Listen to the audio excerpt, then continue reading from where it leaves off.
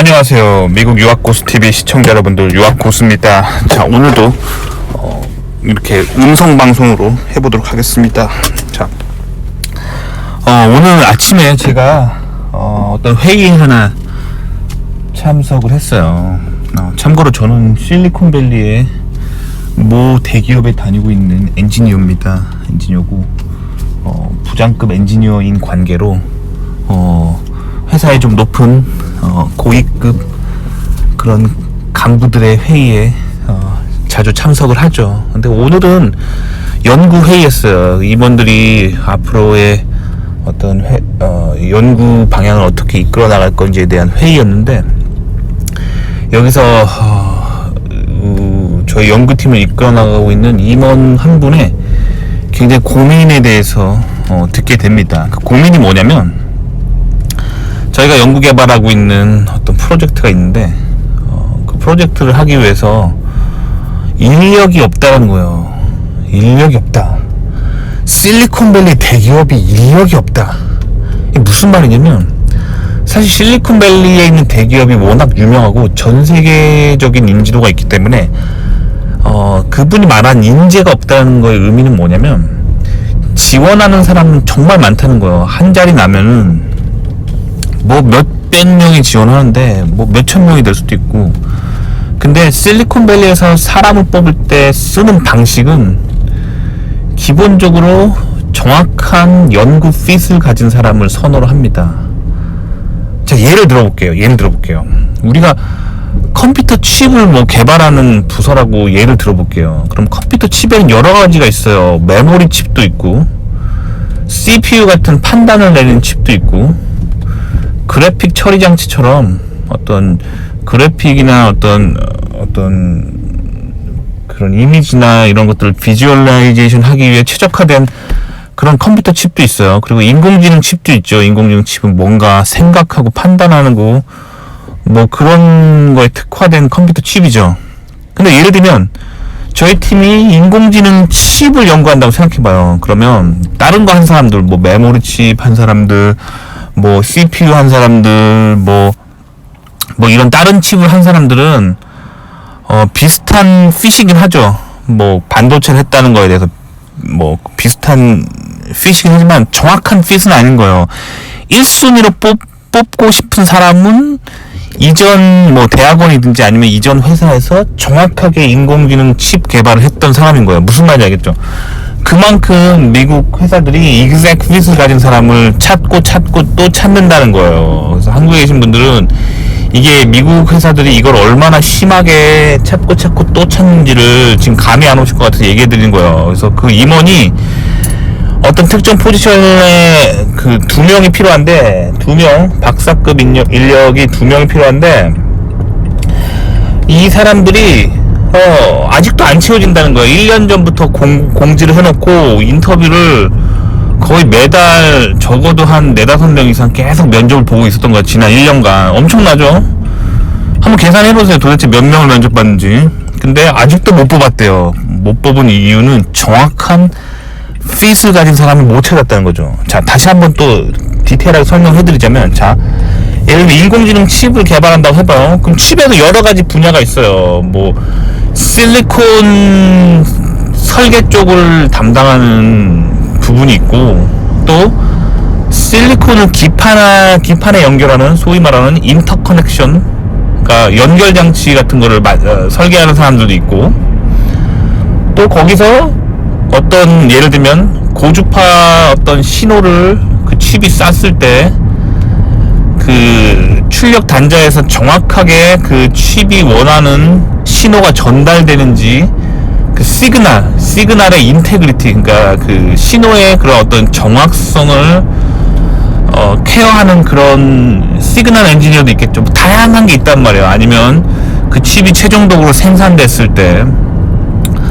어찌됐든 그 칩이 어딘가에 기판에 납땜이 될 거 아니에요. 납땜 온도가 몇 도죠? 250도가 넘죠?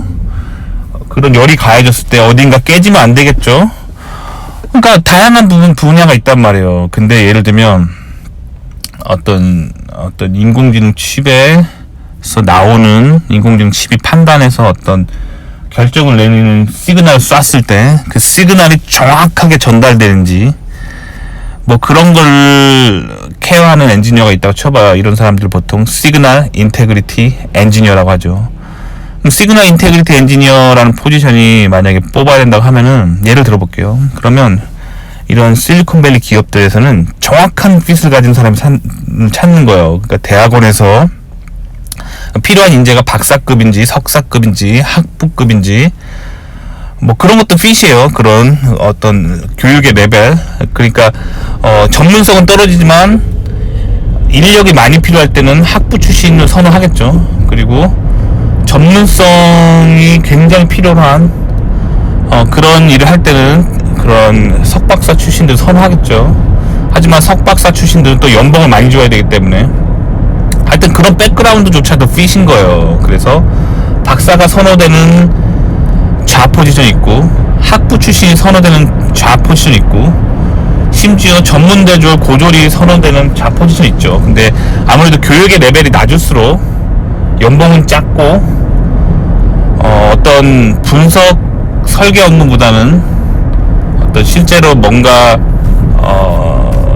설계된 내용을 바탕으로 뭐 공장이랑 전화하고 공장에다가 뭐 그런 거를 오더를 넣고 이런 거는 학부 출신이 할 가능성이 높고 어떤 거를 분석하고 전문가적으로 설계하는 건 대학원 출신이 할 가능성이 높죠. 어쨌든 이 다양한 핏이 있단 말이에요. 그래서 예를 들면 이거는 시그널을 인공지능 칩에서 나오는 시그널을 아주 디테일하게 봐야 되고 분석하는 거라면 아무래도 뭐 전자공학 쪽으로 박사한 사람 이게 요구하는 핏이겠죠. 거기다가 이 사람이 인공지능 칩 개발을 대학원이나 이전 직장에서 해봤는지 이 핏이죠. 그리고 인공지능 칩에도 여러 가지가 있어요. 뭐 머신러닝만 전문으로 한 칩이 있는가 하면 인퍼링 즉 판단만을 전문으로 하는 칩이 있는가 하면 다양한 인공지능 칩이 있단 말이에요. 근데 저희가 예를 들면 지금 인퍼링을 하는 그런 칩을 개발한다 그러면 정확하게 인퍼링을 하는 칩을 해봤던 사람을 선호하는 거예요. 이런 식인 거예요. 그래서 정말 필터가 아주 디테일하게 적용돼서 정확하게 꼭 그것을 해본 사람을 선호하는 이런 문화가 있어요. 미국 이공계에는. 그래서 이 핏을 딱 맞춘 사람이 되어 있으면 학벌이 중요한 게 아닌 거예요. 그래서 뭐 랭킹 1위 하는 미국에서 그런 학교에 대학원을 나왔다 하더라도 그 사람이 인공지능 칩을 안 해봤어. 안 해보고 통신 칩을 전공해서 대학원에서 그럼 똑 떨어지는 거예요. 똑 떨어지는 거란 말이에요. 하지만 본인이 뭐 100위권 밖에 정말 이름도 듣도 보도 못한 대학원을 나왔다 하더라도 혹은 뭐 그런 관련 뭐 회사를 나왔다 하더라도 본인이 요구하는 본인이 가지고 있는 기술이 정확하게 인공지능 칩에서 인퍼링 칩을 개발할 때 필요한 그 칩에서 칩이 작동할 때 발생하는 뭐 시그널에 대해서 본인이 해본 적이 있는데 뽑는 포지션이 딱 그거다. 그러면 100위권 밖에 정말 이름도 듣도 보도 못한 3류대를 나와도 실리콘밸리 정상의 대기업에 들어갈 수가 있는 거예요. 이게 진짜 이해가 안 가실 거예요. 한국에서 학벌이 최고인 학벌이 만능인 그런 한국 사회에 사시다 오신 분들은 이 개념이 진짜 이해가 안 간다고요. 왜냐면 한국에서는 무조건 랭킹을 본단 말이야. 그래서 그 잡에 꼭 맞는 사람이 아니라 하더라도 한국에서 만약에 랭킹 1등, 2등, 3등 하는 데서 학교를 나오면 그 회사 팀은 어떤 식으로 생각하냐면 한국 회사들은 이 사람이 정확하게 맞진 않지만 똑똑한 사람이니까 우리가 조금 트레이닝해서 쓰면 된다라는 생각 가지고 있는데 미국은 안 그렇다는 거예요. 미국은 정확하게 그 핏을 가진 사람을 선호한다는 거예요. 그래서 학벌이나 이전 회사의 네임밸류가 전혀 중요하지 않아요. 그것보다 오히려 본인이 가고자 하는 그 회사의 요구사항에 꼭 맞는 걸 본인이 경험하면 그냥 붙는 거예요. 그러니까 대학원을 준비하시든 미국 대기업을 준비하시든 이 exact fit, 정확한 핏을 가진 사람이 되는 게 굉장히 중요한 거예요. 근데 제가 지금 이 얘기를 저희 채널에서 반복적으로 하잖아요. 거의 뭐 수십 번 한 것 같은데 아직도 구독자분들께서 저한테 이걸 물어보는 사람이 있어요. 자기가 그 학교가 별로 안 좋은 데 나왔고, 그리고 직장 경력이 있긴 하지만 뭐 유명한 대기업도 아니고 이름 모를 그런 조그만한 회사 나왔는데 미국 진출이 가능하냐, 이런 질문을 계속 물어보시는데 이제 이런 질문 정말 지겨워요. 너무 지겨워. 너무 근데 답변하기도 귀찮고, 이거를 제가 반복적으로 말씀드림에도 불구하고 그러니까 지금까지 제 영상을 안 보고 있다는 얘기, 안 보고 있다가 자기가 필요한 것만 골라보니까 이제 이런 일이 발생하는 것 같은데, 어쨌든 제 입장에서는 이 답변 해드리는 게 진짜 지겨울 정도로 계속 물어본다는 거예요. 자, 다시 정리해드리면, 한국? 학벌 정말 중요합니다. 연구 뭐 했느냐보다 학교 어디 나왔는지를 보는 게 한국 문화죠. 네, 미국은 그렇지 않습니다. 미국은 학교 어디 나왔는지 그렇게 중요하지 않아요. 그럼 뭐가 중요하냐? 이 사람이 정확하게 무엇을 했었는지가 중요한 게 미국 이공계란 말이에요. 아시겠죠? 그러니까 미국 진출할 때 본인이 학벌이 안 좋다 하더라도 그거에 대해서 너무 열등감 갖지 말라는 거예요. 그리고 본인이 직장 경험이 있는데 듣도 보도 못한 듣보잡 중소기업을 나왔다 하더라도 그걸로 위축되지 말라는 거예요. 본인이 핀만 마시면 미국에서 정말 정상의 대학원 갈 수 있는 거고 정상의 대기업 갈 수 있는 거예요. 그게 미국 문화예요. 그렇기 때문에 사람들이 미국을 아메리칸 드림이 있다 하는 이유가 그거예요.